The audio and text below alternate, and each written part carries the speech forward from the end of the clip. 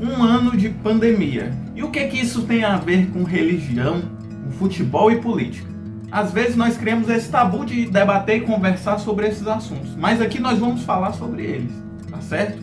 Há uns dias atrás, nós completamos um ano de pandemia de coronavírus. Nós mudamos a chavinha, a nossa vida mudou de uma forma que nós talvez nunca esperássemos, que nós nunca viveríamos uma condição desta. Mas o que é que isso tem a ver com futebol, religião e política? Vou falar desses três assuntos e vou mostrar para você no final das contas que eles estão relacionados. Primeiro, houve com a pandemia e com o processo de proliferação do vírus na sociedade, no país, no nosso país, no Brasil, houveram medidas que, segundo a Organização Mundial da Saúde, são as medidas de melhor adoção para a contenção e disseminação do vírus, que melhor podem frear este processo, que são as chamadas medidas de isolamento social.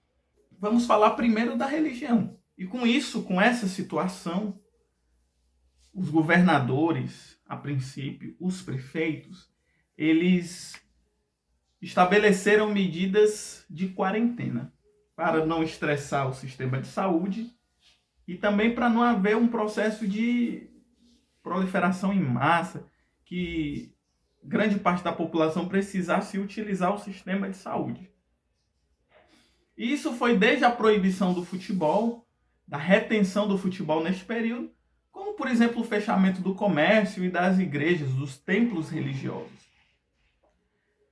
E o seguinte aconteceu, no campo da religião, figuras conhecidas, figuras que estão na televisão diariamente, nos fins de semana, pastores ligados ao que nós chamamos de neopentecostalismo, utilizaram-se do seu local, da sua entrada em diversos setores da sociedade, para dizer que estas medidas, para dizer que a adoção de tais medidas eram medidas inapropriadas para a igreja. Ou seja, eles diziam que a igreja devia estar inclusa nos chamados serviços essenciais, que a igreja não poderia ficar fechada, que isto representaria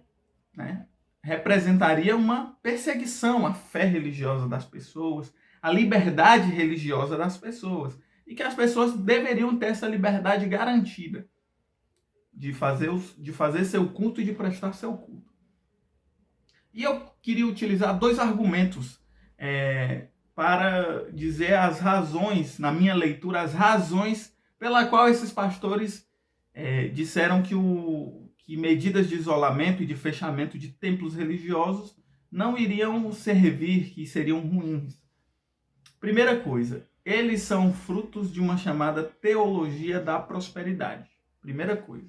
E aí eu vou utilizar meus dois argumentos.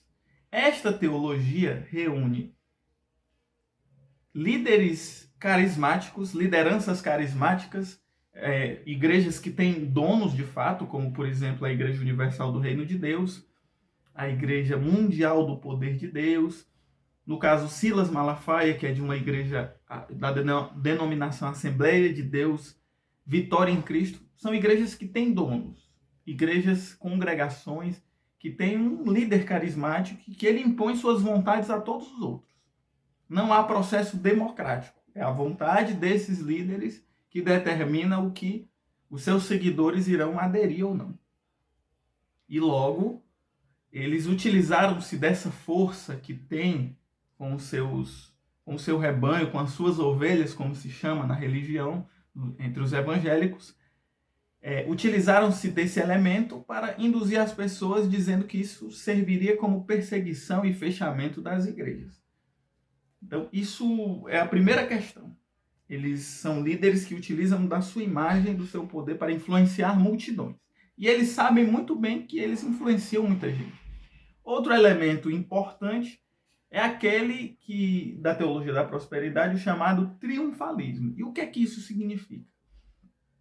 Bom, triunfalismo é uma linguagem muito comum entre igrejas pentecostais e neopentecostais, de que existe um povo eleito, uma interpretação da Bíblia que diz que existe um povo eleito e que esse povo eleito não vai sofrer qualquer adversidade na terra.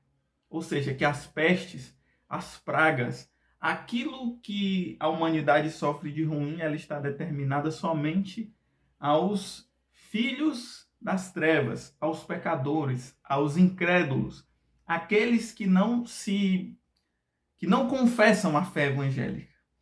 Então, mas esses pastores dizem isso por conta desses dois elementos. E por que eles chegam a esta conclusão de que fechar a igreja seria ruim para eles, seria um grave ataque? Porque sua teologia entraria em xeque. As pessoas poderiam muito bem questionar: olha, nós estamos aqui fechando a igreja, mas vocês não prometeram a nós que nós temos uma cobertura especial, que isso não irá nos atingir? Ou também podemos utilizar outra questão, que isso é um castigo de Deus para os ímpios. Os cristãos estão imunes a esse castigo. Eu, como um bom religioso, ou nem tanto, eu sou religioso, sou evangélico, inclusive, não venha com problema comigo. Mas creio e acredito, por conta da minha fé, que Jesus Cristo, como Deus cristão, ele não promete a nós que nós não iremos ter vida fácil na terra, que nós iremos sofrer adversidades. O mais importante é que ele venceu. Inclusive, isso é dito no Novo Testamento. Então, Jesus não nos prometeu vida fácil aqui. Essa coisa de proteção, de cobertura, isso é coisa de pastor neopentecostal fundamentalista que quer vender para você a ideia de uma religião imune, que lhe imuniza da vida e dos problemas. Mas vamos falar sobre o outro assunto. Futebol. O futebol é o seguinte: o futebol foi paralisado. Suas atividades, seus campeonatos foram paralisados. E vou dizer a vocês o seguinte: fiquei triste porque o futebol parou. Primeiro porque eu sou um apaixonado por futebol, mas entendi a importância de se paralisar naquele momento. Nós tínhamos e nós temos novamente um índice de contágio muito grande. E nós não sabíamos como lidar com aquele vírus. E nós talvez ainda não saibamos. O Brasil não soube lidar com esse vírus. E foi necessário, e creio que é necessário novamente, que o futebol profissional pare. Primeira coisa, porque quando ele retorna, ele abre um precedente para que todo mundo volte a jogar futebol. O cara do racha da esquina, o cara do futebol do subúrbio, da várzea, ele também se sente no direito de voltar. E talvez ele não tenha, com certeza ele não tenha o acesso a testes, ele não cumpra os protocolos, não utilize máscara antes das atividades para ir jogar futebol. Então você vai criar pequenos surtos. E além disso, você criou no futebol, inclusive. Então, o futebol retornou no mundo, veio a retornar por países que contiveram melhor a pandemia, diferente do Brasil. Na Alemanha, por exemplo, o primeira grande liga, primeiro grande centro do futebol a retornar suas atividades. E isso causou um burburinho no Brasil. Então se criou uma pressão aos governadores, se criou uma pressão sobre a Confederação Brasileira de Futebol para o retorno de suas atividades.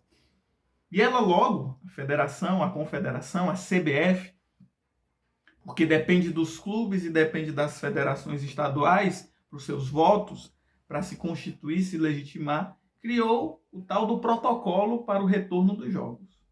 Então você teve o retorno aí do futebol meio que desenhado. Mas a quem dependia essa pressão tornar-se mais forte? Dependia de um sujeito. Um sujeito que tanto leva em consideração, e a gente pode relacionar esse elemento religioso, como também esse elemento do futebol e desse retorno do futebol profissional. O nome dele começa com Jair e termina com Bolsonaro. Em relação ao futebol, o Bolsonaro foi muito esperto e muito inteligente.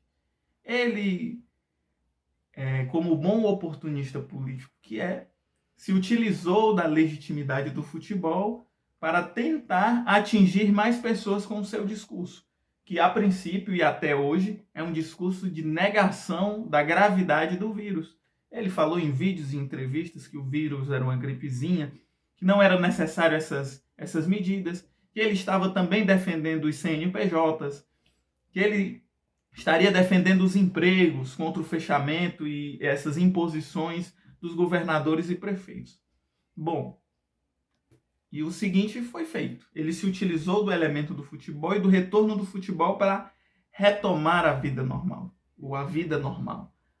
Ele se utilizou de camisas muito pesadas do futebol brasileiro, em especial do clube de maior popularidade, o clube mais querido do Brasil, o Clube de Regatas do Flamengo, para legitimar essas ações. Então ele se aproveitou da imagem, da sua relação e do seu lobby com dirigentes do clube para ampliar o seu discurso, para se chegar mais fácil às pessoas, com a legitimidade do futebol. O futebol é o esporte mais popular do país, é um esporte muito querido. Então ele usou dessa expertise. No efeito contrário, em contrapartida, os clubes de futebol se utilizaram para tentar manipular o processo de transmissão de partidas no futebol brasileiro. E fizeram uma negociação com o presidente para que o presidente assinasse uma medida provisória. O que é que isso significa, uma medida provisória? É algo que tem força de lei, que tem validade, assim que o presidente determina. Ela tem validade, salvo engano, de 120 dias. E o seguinte aconteceu. Ele estabeleceu em medida provisória a mudança do processo de transmissão de futebol no Brasil. Ele deu aos clubes que mandam os jogos negociarem suas transmissões da forma que eles desejassem melhor. Até então, e até hoje ainda permanece, o futebol brasileiro é monopolizado e é transmitido nos seus principais campeonatos pela Rede Globo de televisão. E a regra estabelecida anteriormente, que é lei, está na Constituição, é de que para o futebol ser transmitido em algum canal de TV, é preciso que os dois clubes estejam em acordo com a emissora. Vou dar um exemplo para vocês, o Fortaleza e o Ceará. O jogo Fortaleza e Ceará só poderá ser transmitido na Globo se tanto o Fortaleza quanto o Ceará tiverem vendido seus direitos de transmissão para a Rede Globo de televisão. Se um dos dois não tiver vendido, eles não têm esse direito de transmitir. Então a Globo não. O Bolsonaro se utilizou desta lei, e tentou fazer uma modificação nela, para abrir para os clubes esse processo de negociação, digamos, mais direta, de que ele manda o jogo, ele tem o direito de vender a partida ou vender suas partidas para a TV que lhe interessar melhor, porque esta TV vai poder transmitir seus jogos. Então, ele fez isso como contrapartida à legitimidade do futebol.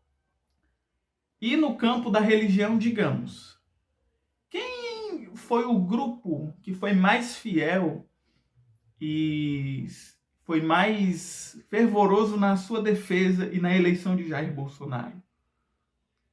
Além de militares e grandes empresários, os evangélicos. Em especial, evangélicos pastores neopentecostais. Mas nós não podemos dizer que em seu todo, porque, por exemplo, evangélicos mais tradicionais, como os presbiterianos, também apoiaram o Bolsonaro. Mas essa base evangélica foi uma das bases mais fiéis, dessas lideranças evangélicas mais fiéis ao Bolsonaro na sua eleição, que ajudou bastante na sua eleição. Isso se deu pela adoção do Bolsonaro a uma agenda moralista nos costumes, a uma agenda que esses setores já defendiam há bastante tempo. Logo, esses setores se sentiram muito próximos do Bolsonaro. O Bolsonaro ia restituir um Brasil que foi perdido com os governos do PT, da esquerda. O Brasil não presta mais, o Brasil está desmoralizado, o Brasil tem que voltar a ser aquilo que era, onde os filhos obedecem aos pais, aquela narrativa de um retorno, de que o Brasil precisava retomar o seu elo com a família, com os valores cristãos, com os valores da família.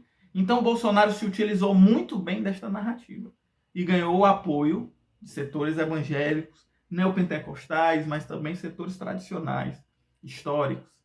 Então, Bolsonaro quis dar uma resposta também à sua base, a uma base fiel. Bolsonaro sempre se posicionou e se condicionou como um grande negacionista da pandemia. Negacionista no uso das máscaras, negacionista nas medidas de isolamento social, negacionista em relação às mortes, negacionista em relação aos medicamentos. A gente sabe muito bem que o presidente utilizou de um lobby para vender e distribuir remédios que não têm eficácia alguma científica, não tem comprovação alguma de combate ao Covid.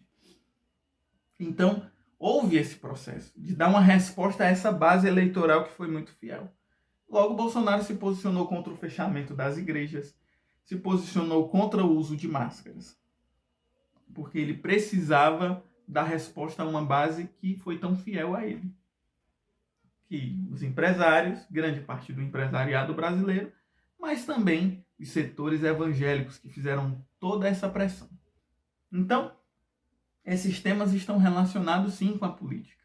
A pandemia trouxe à tona novamente que a religião protestante ou os evangélicos no Brasil, em sua maioria, não podemos generalizar, defendem um projeto de caráter conservador nos costumes e que, de uma certa maneira, também, para terem a outra faceta, para a sua faceta garantida, aderiram a um projeto ultraliberal na economia de privatização, e isso se deu de forma muito clara na pandemia.